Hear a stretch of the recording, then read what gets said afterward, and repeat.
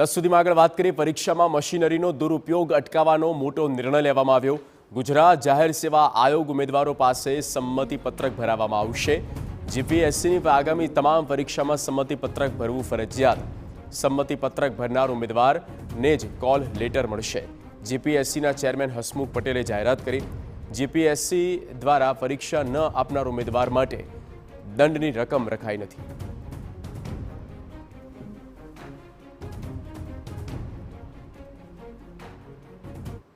STI એટલે રાજ્ય વેરા અધિકારીની જે ભરતી 22 ડિસેમ્બરે થવાની છે એ ભરતીમાં આપણે સંમતિપત્રક લેવાનો નિર્ણય કર્યો છે।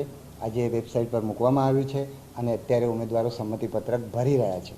રાજ્યના બીજા ભરતી બોર્ડ સંમતિપત્રકની સાથે એક ડિપોઝિટ પણ લેતા હોય છે અને જે ઉમેદવારો પરીક્ષા આપે એમને ડિપોઝિટ પાછી આપતા હોય છે, પરંતુ અત્યારે ગુજરાત જાહેર સેવા આયોગ દ્વારા જે એ પૈસા લેવાની અને પાછા આપવાની વ્યવસ્થા ઊભી થઈ ન હોવાના કારણે આ વખતે આપણે જે સંમતિપત્રક લઈએ છીએ એની અંદર આપણે આવી કોઈ ફી લેવાના નથી।